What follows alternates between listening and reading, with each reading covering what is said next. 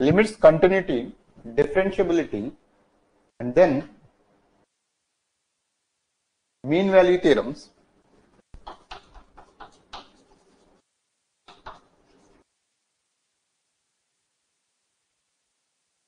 Mean value theorems, Taylor's theorem with reminders,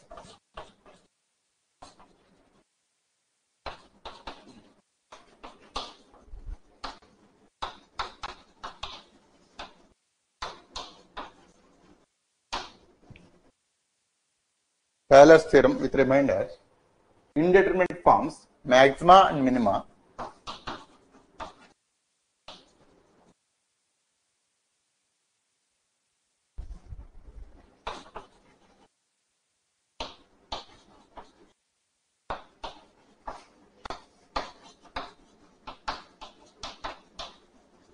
maxima and minima,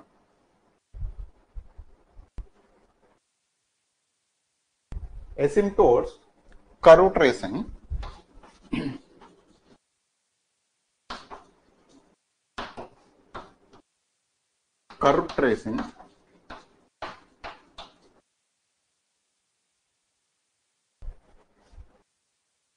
functions of 2 or 3 variables,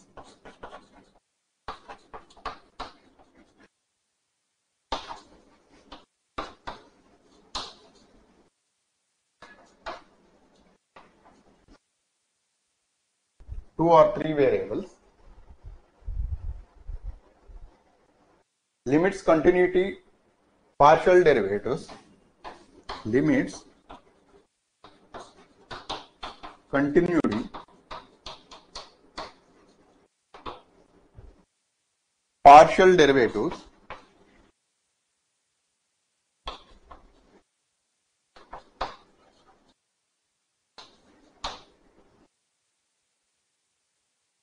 maxima and minima, Lagrange's method of multipliers,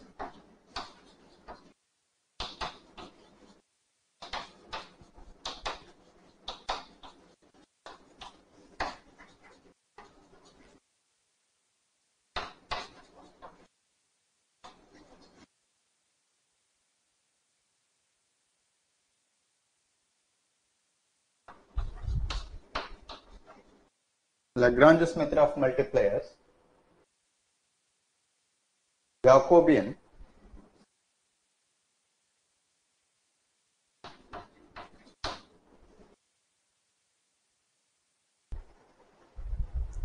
Riemann's definition of definite integrals,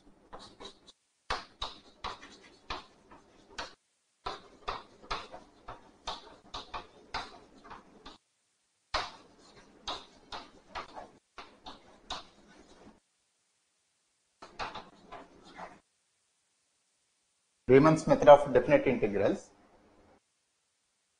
indefinite integrals, infinite and improper integrals, indefinite integrals,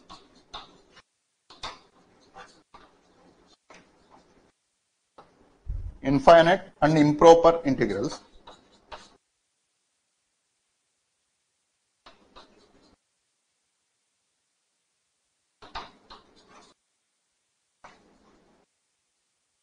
infinite and improper integrals, double and triple integrals,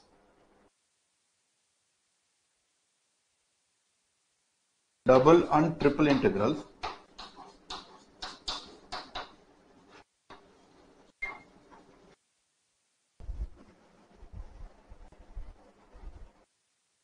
area, surface and volume.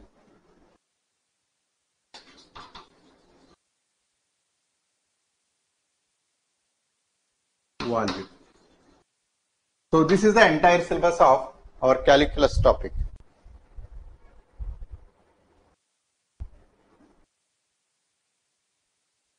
Got it? So this is the 100% syllabus that we are going to cover it. So here the real numbers, so this is where the algebra starts. So algebra starts with the numbers, additions, subtractions, multiplications and divisions. And then little extension of algebra is nothing but the calculus. Now this part of the syllabus, so it's a mix of both algebra and calculus part together. So this is where actually, if you notice, let me list down. So from elementary standard till 5th class, whatever we study is simply the arithmetics, that is addition, subtractions, multiplications and divisions. And then from 6th to 10th class, whatever we study is simply a single topic called algebra, but we will study in multiple subparts, but entirely it will be a single topic of mathematics called algebra. Not even the complete algebra, it's only hardly 5 to 10% of algebra. That's what we are going to study from 6th class to 10th class. And then the intermediate or +2 standard is the place where the mix of algebra or the conversion from algebra to calculus that is going to be happening. And then once we are done with +2, whatever we study in the graduation, it is completely calculus. So only the calculus is the topic which will rule almost every topic of mathematics. Now here the syllabus, whatever is listed here, the transition part, that is from algebra to calculus, what is the transition that is happening? That's where this syllabus is listed there.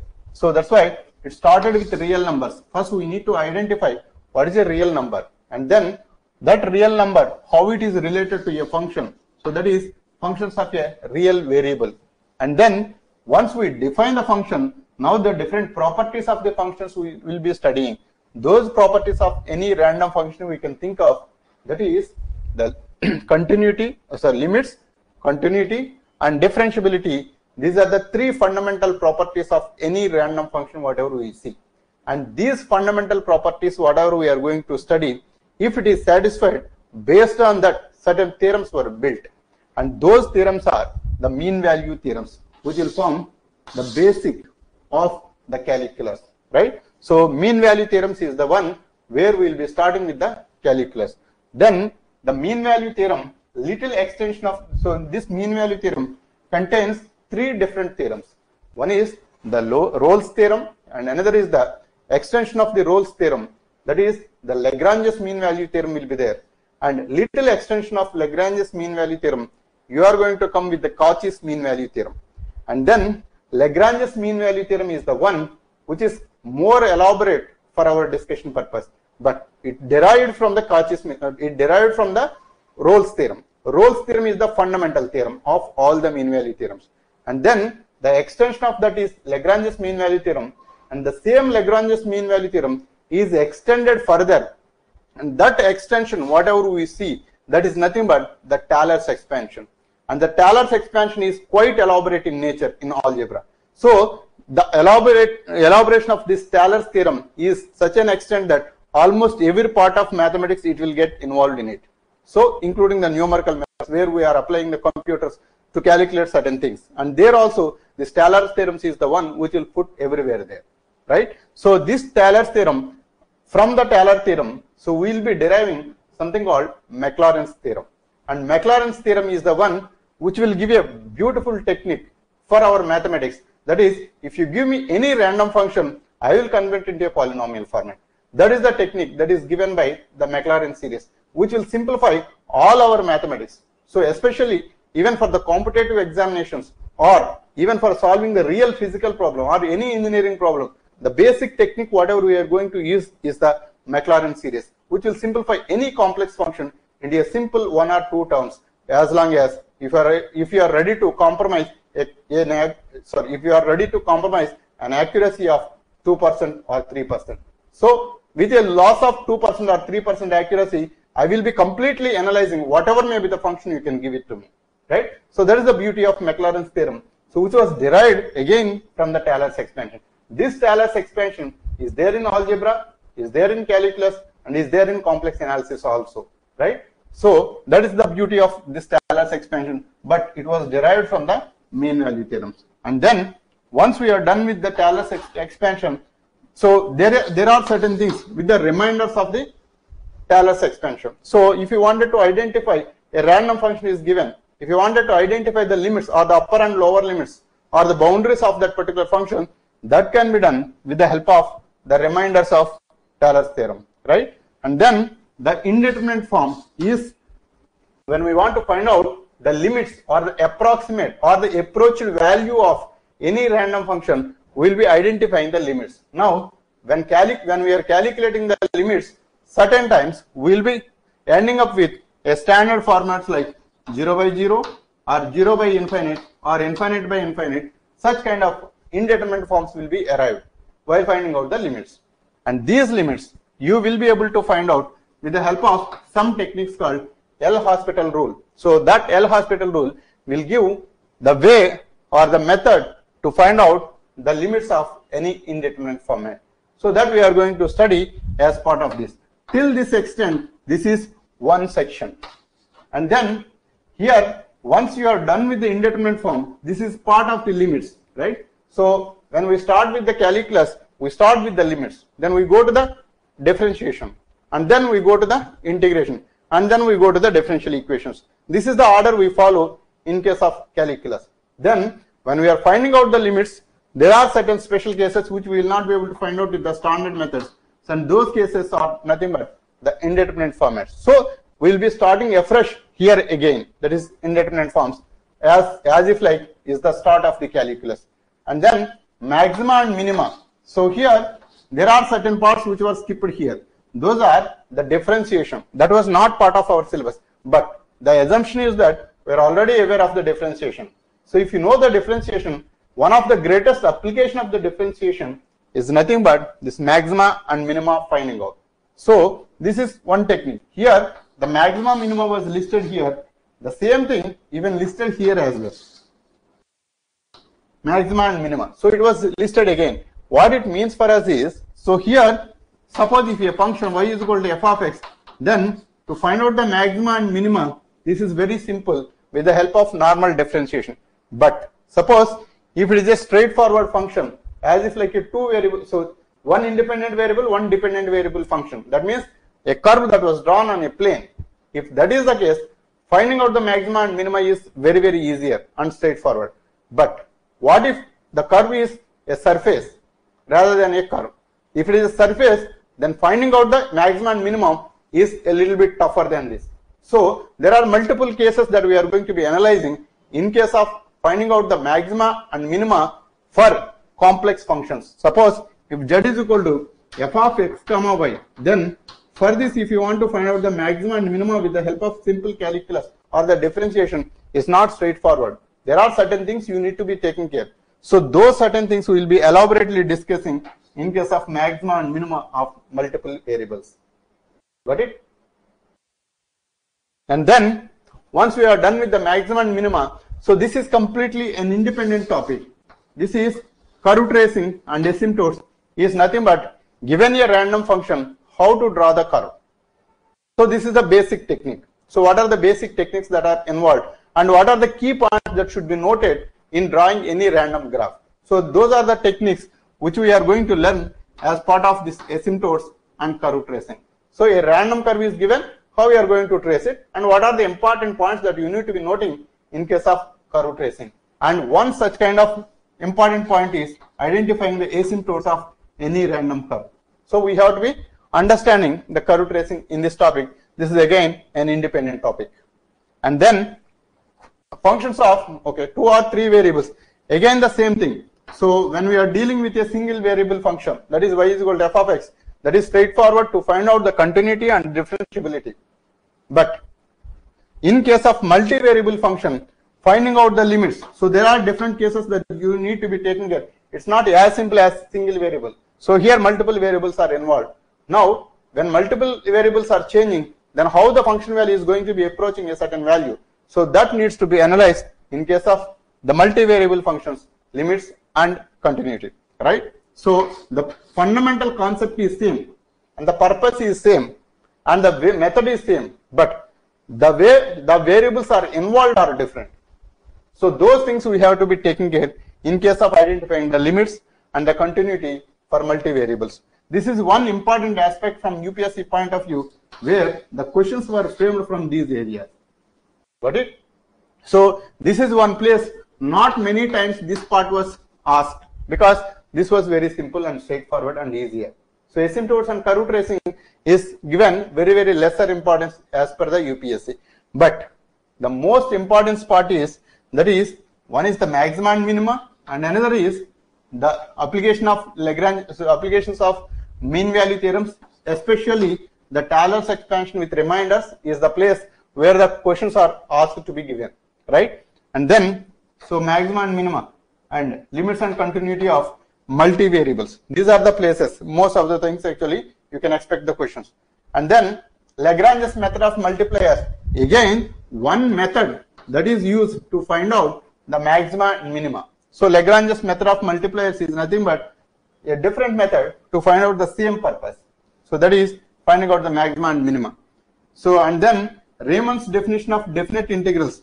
This topic is not part of our calculus.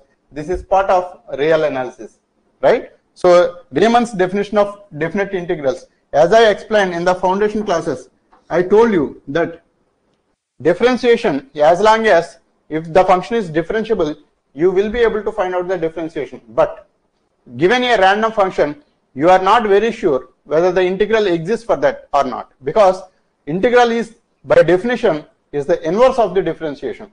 That means if you randomly take one particular function, then for that the integral may or may not exist. But given the function, if it is continuous and differentiable, you will be able to find out the differentiation, but not an integration. Got it? So that's why if it is not differentiable, so sorry, if you are not able to find out the integration, then you have to identify whether it is integrable or not. So such kind of definitions will be taken care by these aspects. That is Raymond's definition of definite integral, what it says. And then so indefinite is anyway normal straightforward integration that we will be doing. So these things you will be doing at +2 standard itself. That is indefinite integrals. But infinite and improper integrals, so these are the integrals which we are not, so which you have not studied at +2 standard. These things again will be part of our real analysis topic. Got it? So Raymond's definition of definite integrals and infinite and improper integrals will be dealt as part of the real analysis, and rest of the topics I will be taking it here itself. And this is double integrals and triple integrals and applications of double integrals and triple integrals to find out areas or the surfaces and the volumes of any given random shape. So those are the simple applications of these multiple integrals, which we will be dealing elaborately here itself. Got it? So to summarize out of this entire topic, so real number system, nothing is asked here, and functions of a real variable, nothing is asked here. But these fundamentals you have to be known already to find out limits, continuity and differentiability. And these are the things actually the questions were asked to frame. So here actually you can expect the questions, but these parts are the foundation to build the knowledge on this. But no questions will be asked in that. And then the mean value theorems, with this foundation, the mean value theorems you will be understanding it. Got it? And then there are possibility that the mean value theorems will be asked, especially Taylor's expansion is the one place where the application of mean value theorem is nothing but the Taylor's expansion, where you can expect the questions even here also. Especially from mean value theorems, if you can think of, this is rather than Rolle's theorem, you might expect on Lagrange's mean value theorem. Lagrange's mean value theorem is the place of asking the questions there. And Taylor's theorem, so there is a possibility of asking the questions, Taylor's theorem with reminders. And then indeterminate forms, so little chances of asking the indeterminate forms also, because that is easier and straightforward. And then maxima and minima, you can expect questions, maxima and minima. And asymptotes and curve tracing, little chances of asking asymptotes and curve tracing, because that is easier to draw. And then functions of 2 or 3 variables is the one which will be complex out of the entire syllabus in it, and there is very high possibility that you can expect questions, the functions of 2 or 3 variables, finding out the limits and continuity. And the partial derivatives is anyway straightforward, so very little possibility of asking the questions here. Why? Because these partial derivatives are must to understand vector calculus. So since the vector calculus questions will be given on a tougher level, so you need to be already knowing the partial derivatives. So he may not test here, he will be testing at vector calculus. Got it? But you need to understand what is a partial derivative here itself. And then maxima and minima for multiple variables, this is the one you can expect the questions here, right? But maxima and minima with a single variable function, very little chances of asking the questions. So for multiple variables only you can expect. And out of that, Lagrange's method of multipliers is one technique which will be used to find out the maxima and minima. Again, there is a possibility of asking the questions there also. That means, and then Raymond's definition of definite integrals and then improper integrals and infinite integrals are anyway covered as part of real analysis. You can ignore it here, and rest of the things are simple applications of the integrals. That is also straightforward and easy to find out the evolution. So we have given only the evolution techniques to find out the triple and double integrals, right? And the applications are to find out only the areas and volumes. So this is volumes is straightforward, but while finding out the surface areas, you need to be having a little bit of understanding of the concept, how we are finding out the surface areas given a function. So these things actually little chances of asking the questions there, because that is very easier to find out. Got it? So this is the complete syllabus of UPSC calculus part of it. Do you have any questions on this?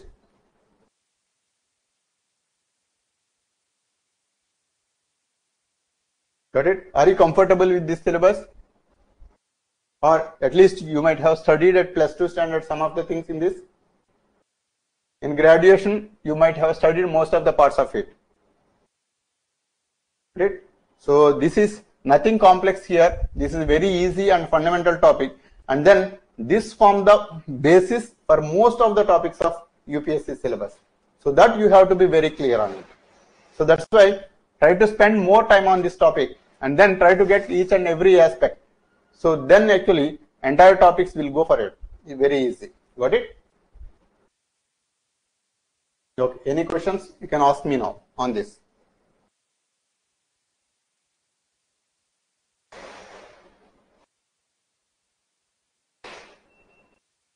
Any questions? Okay, great. Then actually we'll start with the real numbers. I'll just introduce the topic for today. So here,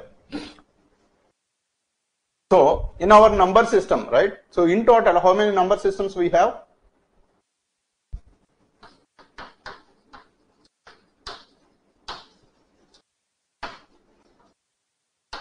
So to classify broadly, we have only two number systems. One is the real number system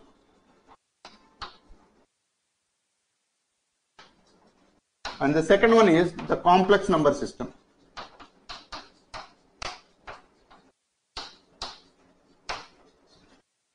So this is exactly the reason why we have a topic called real analysis here and complex analysis here.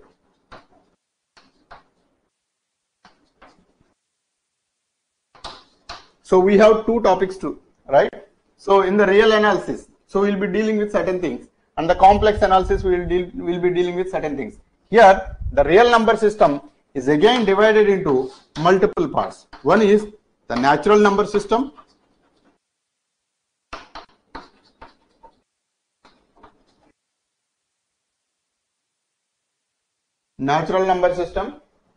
whole number system,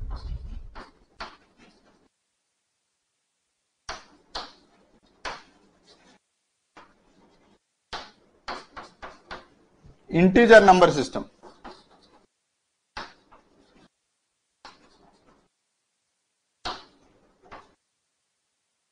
But complex number system is a single number system. There are no subtopics in it. Got it? Here, if you notice, these natural number systems are nothing but 1, 2, 3, 4 and up to infinite. These are the natural numbers. So without including 0 here. So initially, the numbers were invented without 0. That's why this forms the basic number system. That's why when we start counting, we start with 1, not with 0. So that's the reason we call this as natural number system, because these were naturally developed out of the necessity. And then the whole number system was got introduced once we invent the 0, and then 0, 1, 2, 3 up to infinite. So this is the whole number system. It is natural number system plus 0 will form the whole number system. And then the integer number system, it will be from minus infinite to 0 and then from there to infinite. This entirely it will form the integer number system, but the numbers are integers only, 0, 1, 2, 3, 4 up to infinite, and similarly minus 1, minus 2, minus 3 and up to minus infinite. All these numbers will form as the integer number system. Now, and there is one more number system, that is the rational number system.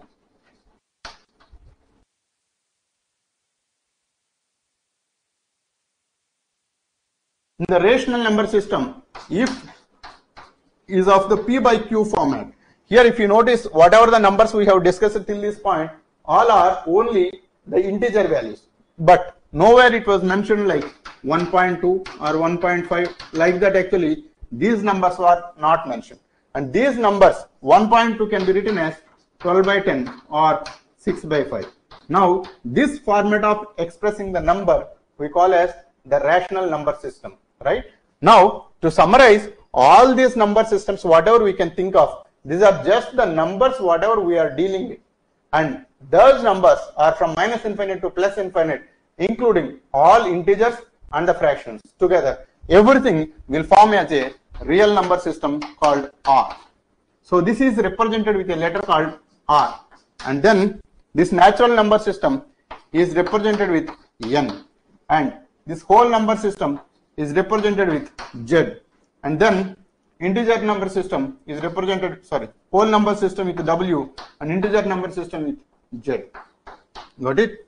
So these are the numbers actually that we are going to use it, and the rational number system is represented with a letter called Q, right? So all these things will form from a base root of real number system. So if we do the real analysis, it is as if like dealing with all the numbers. So this is about the real numbers. Got it? And then counter to that, we have the complex number system, wherein the number is not simply as if like it is a single number, but there the number itself is complex. That's why we got the complex number system. Now here, when we are dealing with the real numbers, so usually we talk about real line. Why we see as real line is, this is only one variable is involved. Only one variable is involved. That means what here it is.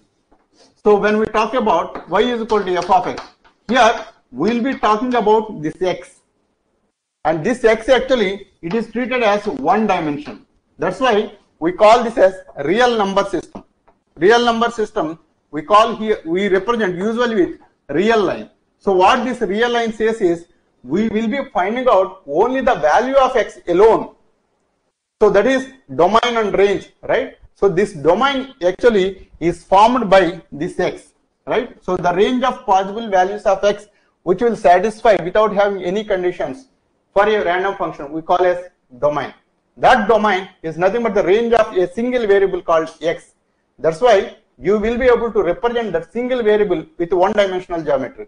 So that's why we usually represent on a real line. So when we are wanted to represent the domain of a random function, so you will be listing out from point A to point B, all the values are getting satisfied by the equation without having any conditions. That's why we call as domain. So this is represented for only one variable called x. You are not dealing with any variable of y. Got it or not? Understood?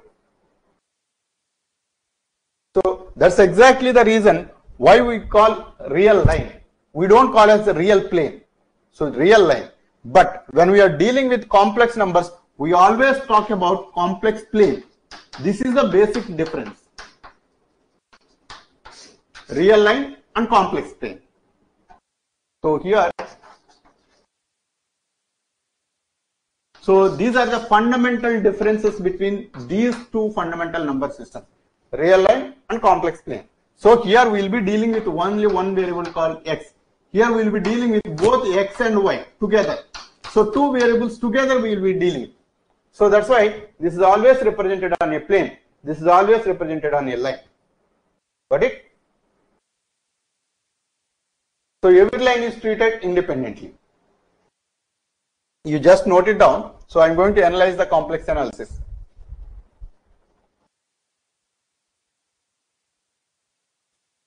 Then see this, in a complex number system, right? So usually we represent in a complex plane. Why we represent in a complex plane is, so a complex number. So usually number can't be complex, right? So it has to be a single number, either maybe 1, 2 or 1.5, any random number like that. But here it's a complex number, which means two numbers together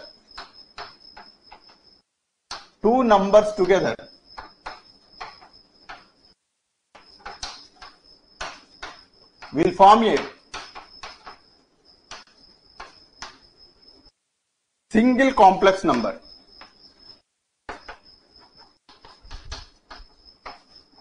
Will form a single complex number with an ordered pair.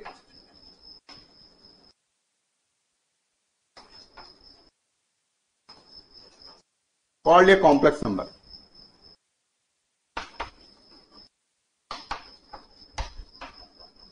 Here, when we talk about the domain of a real function, we always talk about from this value to this value is the domain.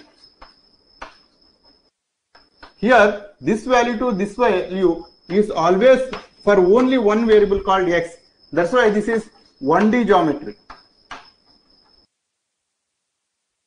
But in case of complex, right? So here, in a complex plane,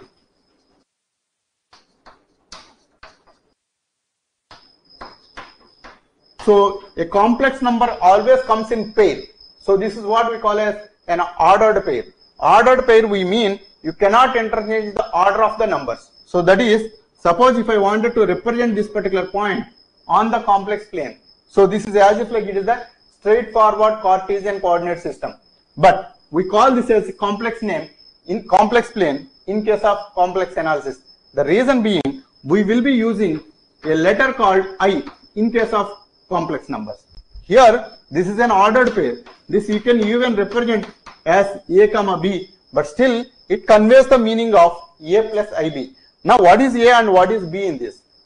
Right? So, A is nothing but the value that you have to travel along the x-axis for a distance of A, and then you need to travel along Y. So, here you need to differentiate the direction of the A and B. So, that's why that responsibility is taken care by this I. So, I is nothing but a directional component.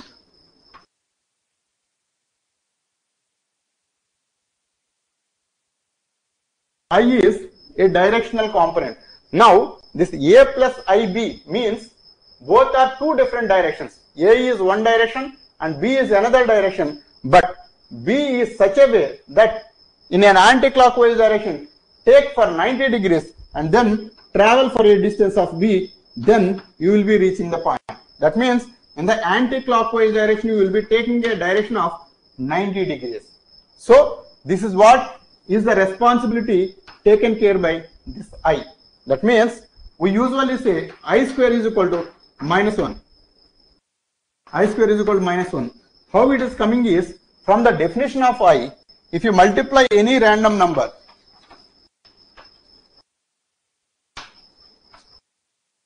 any random or any real number or any random number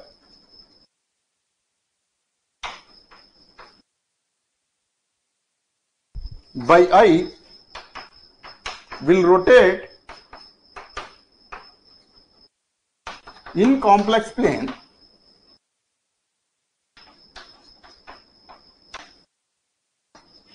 about 90 degrees in the anti-clockwise direction.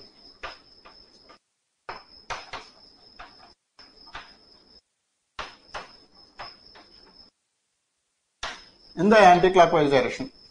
So, this is what is the definition of I. For example, suppose in a complex plane, let us say I call this number as, or the length of this part is A till this point. Then if I multiply that number with a I, then this will be rotated. Same I is rotated in anti-clockwise direction for 90 degrees. And now this is AI. AI. Now again, if you multiply this with one more I, then this will be rotated in anti-clockwise direction again for 90 degrees. Now here this is I square into A. So I square into A. So if you look at the diagram on the real line, this is plus I and obviously this will be minus I. So minus A. So minus A is equal to I square into A, which essentially means that I square is equal to minus 1. So it implies I is equal to square root of minus 1. This is how you got the definition of I is equal to square root of minus 1, right? And then if you again multiply with one more I, then it will come as I cube into A.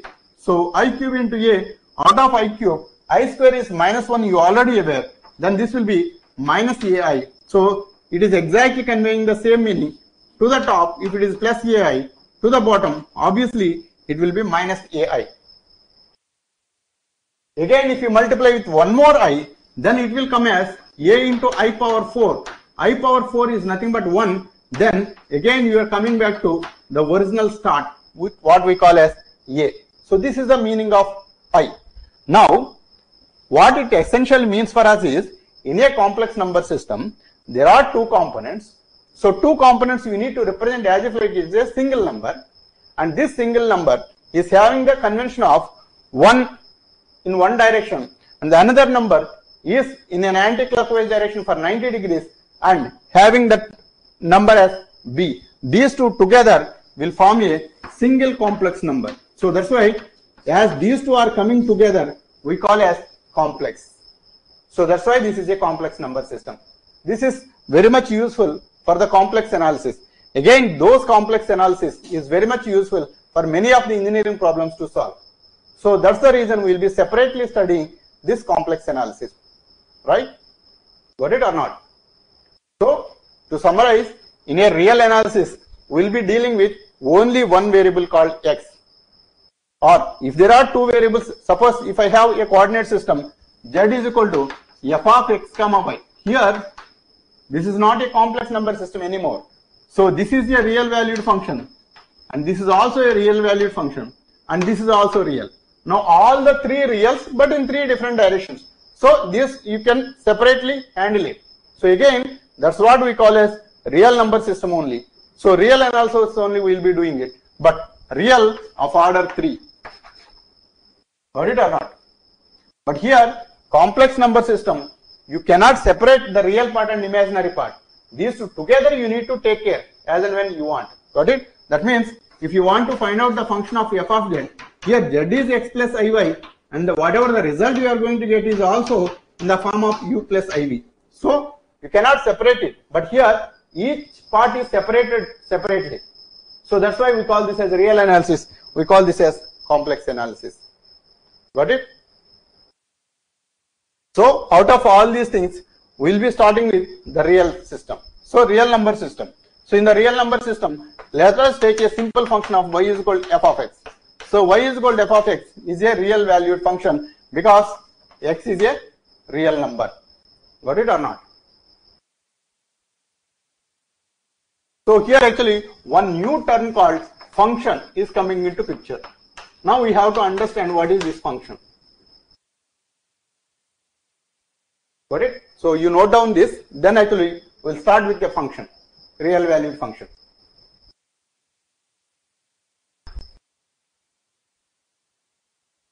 So a function is a relation between two different sets, right?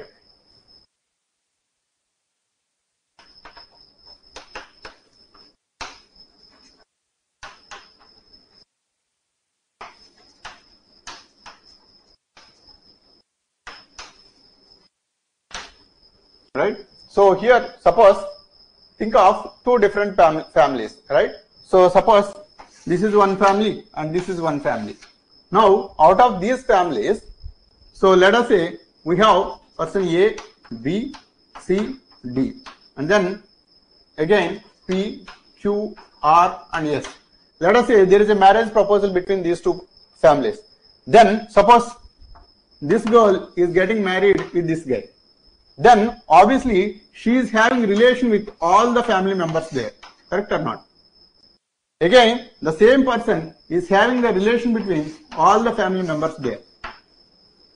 And then even the other persons in the family also, they will be somehow related to the other persons again, right? So this entire set we call as a relation. So this relation is in between two different families. Now one particular person, right, is getting married to another person. Now here that is expressed as y is equal to f of x. Let us say she got married to this person.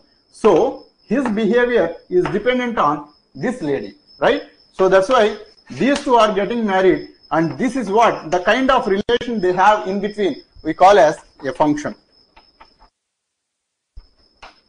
So here actually one person is dependent on the other, or one person's behavior is dependent on the other person's behavior. So this behavior is named as a function. So this is the name of the function. Got it? Here it is f. For example, suppose if you take one more person there, let us say P is dependent in some manner like this. So there is one kind of relation that is there. Depending upon that relation, the behavior of these two persons are dependent. So if this guy is changing, obviously this person is going to change depending upon the relation whatever he is having it. And this specific relation we call as function. The specific relation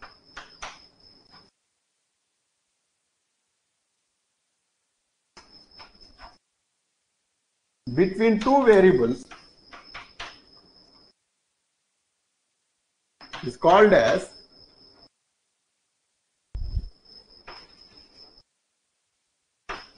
function. Got it? So usually that will be given a name. That name usually we use f or g or h or p or any random name you can think of, right? So y is equal to f of x is a function. Now to summarize, if you are able to express y equal to, that will be a function. Got it or not? If you are able to express y equal to something, then that is a function. Got it? Now when there is a function, that means there is a dependency between these two. Whatever may be the kind of variables it is, obviously there will be a dependency. That's exactly the reason why we have something called a function of f there, right?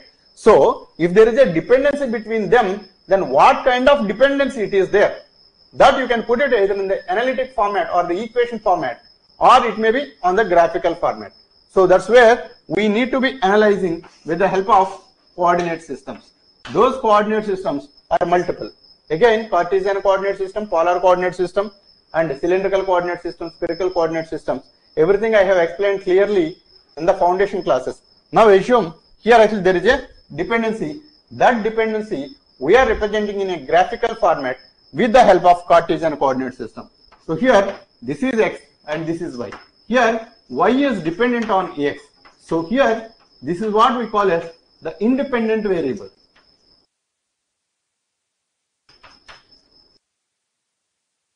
And this is the dependent variable because this person's behavior is dependent on the x behavior. So that's why this is dependent variable.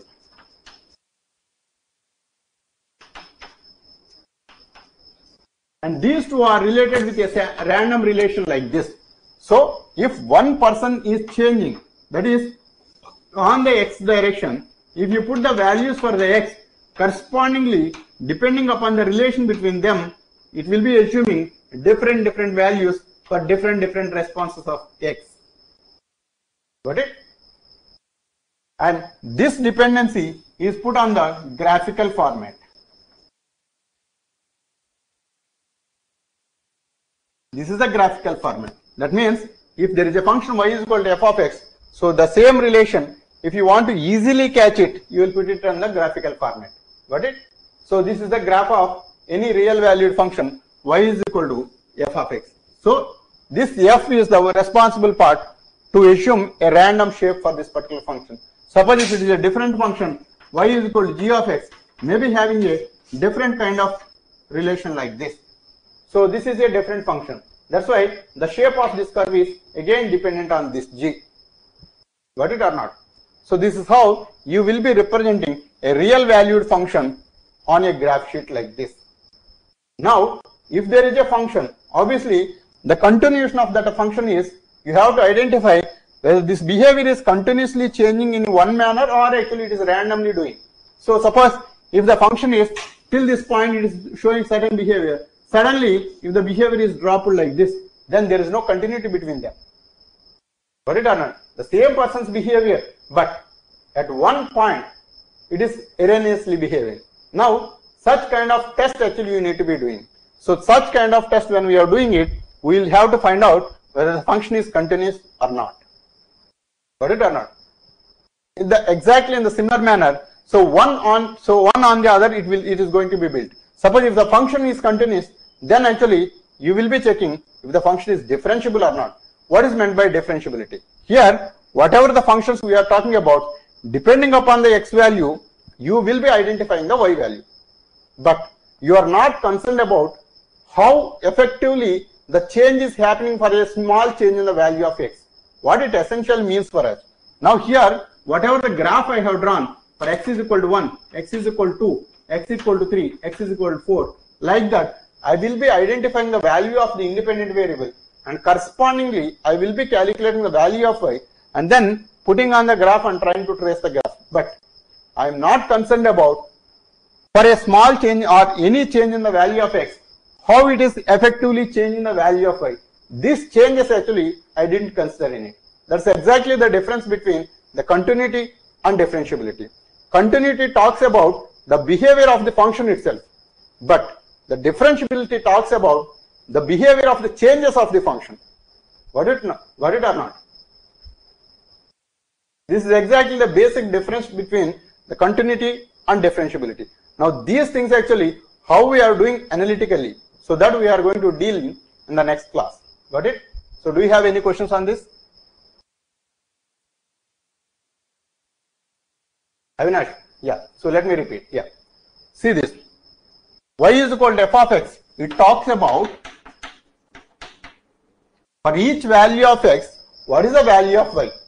This is the functional dependency between x and y, right? So the continuity, it talks about the relation between these two. How this particular function is continuous. Continuous we mean for different values of x, what are the values of y? So this is what is dealt by the continuity of the function. But the differentiability is nothing but if there is a change in the value of x, then how the functional change is happening in the value of y. That means function is concerned about only the continuity, but that is the continuity. And the differentiability, it talks about the behavior of the changes of the function, not the function. Got it or not? The function or the continuity is just talking about the relation between x and y, but the differentiability is as per their relation. If there is a change in the value of x, how the value is changing, that's what is going to be tested by the differentiability. Clear now? Avinash? Yeah, got it? So if you have any questions, you can ask me now.